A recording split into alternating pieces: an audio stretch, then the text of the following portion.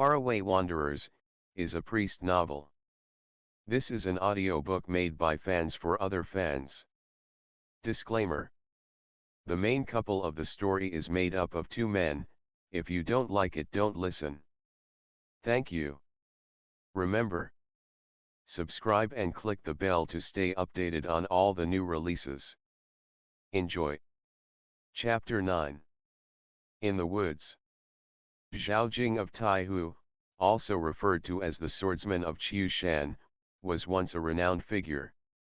Before they got to Taihu, Zhou Zishu had been looking forward to meeting this elusive hero whose name preceded his appearance. The anticipation grew when he caught wind of the news that Yu Tianjia, the only son of Huashan Sect's patriarch, along with Mu Yunj, lord of Duanjian Mountain Manor, and Sir One-Eyed Zhang Che would also be at the same place. Zhou Zishu knew their status and background like the back of his hand. To avoid offense, Tianchuang had a separate archive of every single event and figure in Jianghu in the last 50 years. For example, Zhou Zishu knew that Zhao Jing, the heroic Qiushan swordsman, was once exiled from his family and spent his days in sufferings. For money, he had committed crimes not unlike what enchanted Song Qin Song had done. He only started using his real name Zhao Jing again at 27, marrying the only daughter of the Feng family that owned Taihu, using nepotism to build wealth. He also secretly killed off the ones who knew of his past, and was reaccepted into the Zhao family after the marriage. Another example would be the famous young Sir Yu Tianjia. It was said that he once had a tryst with a maiden from Yimei sect but betrayed her afterwards, resulting in the girl committing suicide with their unborn child of 3 months old. Of course, she was honorable enough to never reveal the wretched lover's name. Zhou Zishu was deeply interested in them since he knew all too well the kind of people they all were. Besides, he was weak to Zhang Qingling's pleadings, so he agreed to stay at the Zhao's for one more night. Despite his past, Zhao Jing did have a gallant aura to him. He didn't look down on the ragged Zhou Zishu who couldn't even walk properly. But he was also experienced, and through Zhang Qingling's stories of the dangers he had to face on the journey, he became suspicious of this beggar-looking man's background. That day, after helping the two settle down, have a proper shower and food, Zhao Jing called Zhang Chengling to the study to tell him what had happened in the past days. Zhang Chengling, after all, was still a child. It was hard enough for him to find someone he could call family, so he told the elder everything, even stuffs that he had yet to understand. Zhao Jing listened to him in terror, and after contemplation he couldn't help but ask, "This Zhou gentleman, do you know who he really is?" Zhang Chengling told him what happened at the abandoned shrine without hesitation. Zhao Jing narrowed his eyes and stroked his beard. He comforted the younger briefly before sending him to bed. From the 10 days of traveling together, Zhou Zishu had come to know this Zhang Chengling child. Despite lacking a lot due to being pampered from a young age, he was a good kid with a good heart, never complaining when facing hardship, to the point of being a little simple-minded. Since Zhao Jing wanted to talk to him, Zhou Zishu was sure that the sly old fox must have succeeded in tricking Zhang Chengling into revealing information about him without meaning to. He laughed internally. It didn't really matter whether he was Zhou Su or Zhou Zishu, as both names were shrouded in mystery anyway. Even someone with vast knowledge and ample resources would know no further about Tianchuang other than the general information about the organization itself, much less its leader. Even if one investigated into Lord Zhou, they would only dig up a nominal general whose responsibility was managing the inner court's royal guards, who was worth currying favor with but not important enough to be looked at twice. Sure enough, from the early morning of the next day, Zhou Zishu became the newest hot topic among residents in Taihu Holdings. It was impossible to leave the guest's room thanks to the never-ending stream of visitors. He had no choice but to greet and see them off one by one. "Ah, Sir Zhao, truly an honor to finally meet you. Seeing is truly believing," your appearance brought such a prosperous aura. You're asking who taught this lowly one? Oh, we're just nobodies, not worth being mentioned at all. Ah, Ch09, truly an honor to finally meet you, seeing is truly believing, your appearance brought such a prosperous aura. Where I'm from? This one is just a lowly beggar, it's not worth mentioning. No, I'm not from the beggar sect, how can I ever be deserving of joining them? I'm just a nobody, really. Ah, sir son, truly an honor to finally meet you, seeing is truly believing, your appearance brought such a prosperous aura. I'm just a nobody, it wouldn't be out of the ordinary at all that you've never heard of me. Ah, surly, truly an honor to finally meet you, seeing is truly believing, your appearance brought such a prosperous aura. No, I've never known that other surly that well, what we had was just a convenient assistance during hard times. Which sect? I'm from none, just a nobody, not worth mentioning, not worth mentioning at all. As the night drew near, Ch09 had been smiling so much his entire face was stiffened, it took a lot of massaging for it to return to the natural state.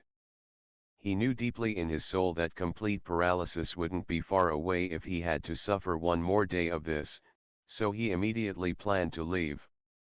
Considering the insistence in the inquiries about other people's business, these Jianghu heroes were no better than nosy gossipers at markets. It was as if they wished they could have just stick their head into others' house and use their eagle eyes to scan over anything and everything, seeing under the skin to determine if this was a human or a ghost.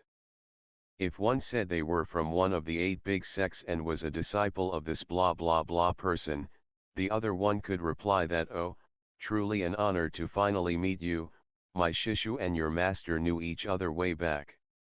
Otherwise, they would be considered an outsider, and their character needed more time to be judged.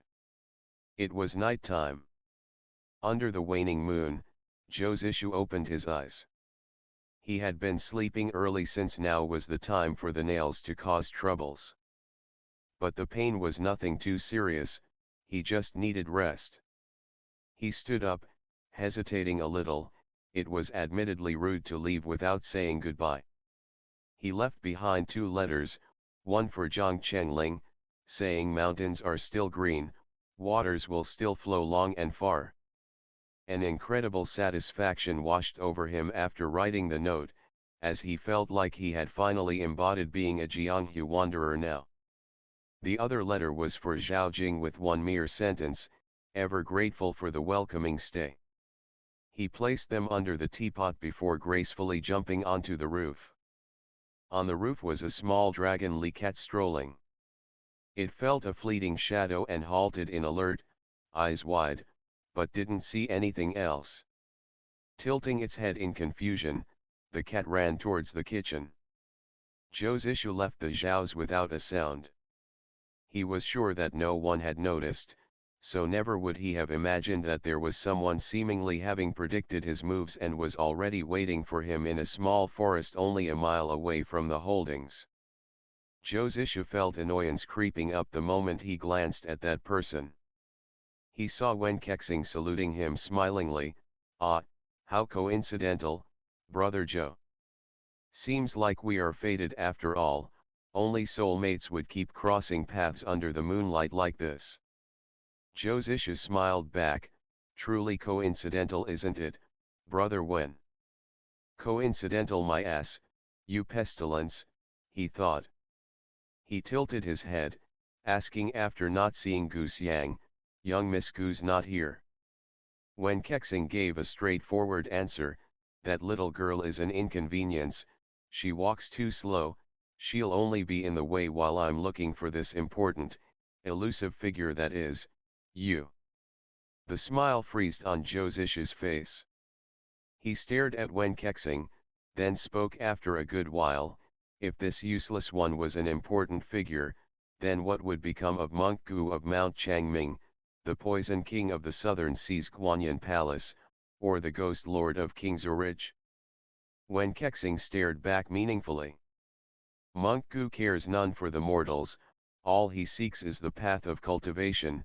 The Poison King is said to have blended into the vast world of Jianghu, it'd be a hard feat to find him, and the Ghost Lord is no less ambiguous, never have I got the chance to meet this one, as for whether he's human or not, it's a story for another day. They looked at each other after that, smiles carrying malicious intentions. Zhou's issue was the first to turn his eyes away. Zhou Mao is merely a passerby, why is it that everyone have their eyes on me? Wen Kexing replied with a manner not unlike when one reunited with an old friend during a spring hiking.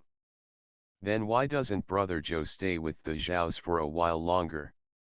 Taihu is popular for its pretty scenery, why must you leave this soon without looking around a bit? This useless one has already experienced Taihu's incredible view, staying will only create unnecessary inconveniences for Sir Zhao.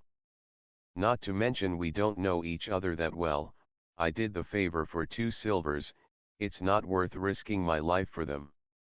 Zhou's issue paused before adding, escorting the young Master Zhang is purely for gathering merits, so that I won't have to endure any tortures in the underworld after death.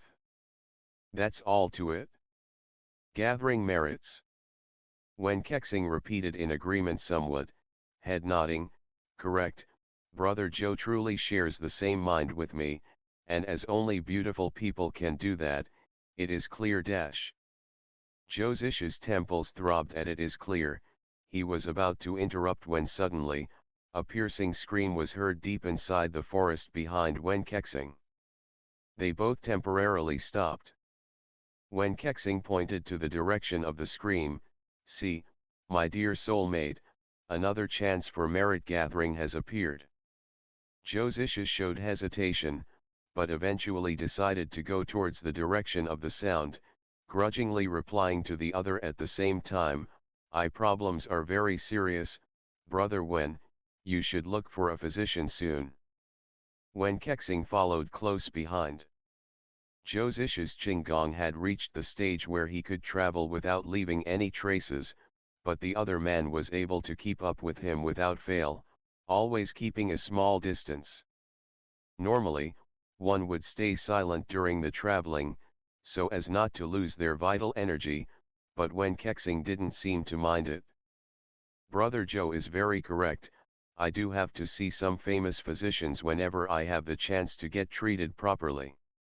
Up until now I'm still unable to find any mistakes in brother Zhou's disguise, what awful eyesight I have and I'm not even that old yet, how shameful, shameful. Zhou's issue really wanted to get rid of those eyes that were supposedly getting worse every day. But on second thought, he didn't know enough about this man, and with the intellect and self-restraint of a former Tianchuang's leader, he would not do something foolish like that. With an incredible speed, soon enough they reached the deeper part of the forest. There they saw a corpse. The person died a ghastly death, dressed in black clothes, their mask fallen to both sides, revealing wide open eyes. Zhou's issue felt a sense of familiarity before he even got to see the body clearly, so he bent down to inspect further. He couldn't help but frown afterwards, isn't this Sir Mu, Lord of Duanjian Mountain Manor? Just this morning he was rambling to no ends for an hour, no one could have thought that he also became a night owl like Zhou's issue, then a dead owl, unfortunately. When Kexing approached as well, rubbing his chin with interest, moonlit night, black clothes, it's possible that. Zhou's issue turned to the other, ready to hear his deductions. Only for Wen Kexing to continue his brilliant train of thought, that Lord Mu is out here picking flowers. Zhou's issue turned away, face expressionless, internally praising himself for keeping his composure. There was no trace of blood on Mu Yunji's body or beside him, but his lips had gotten bluer.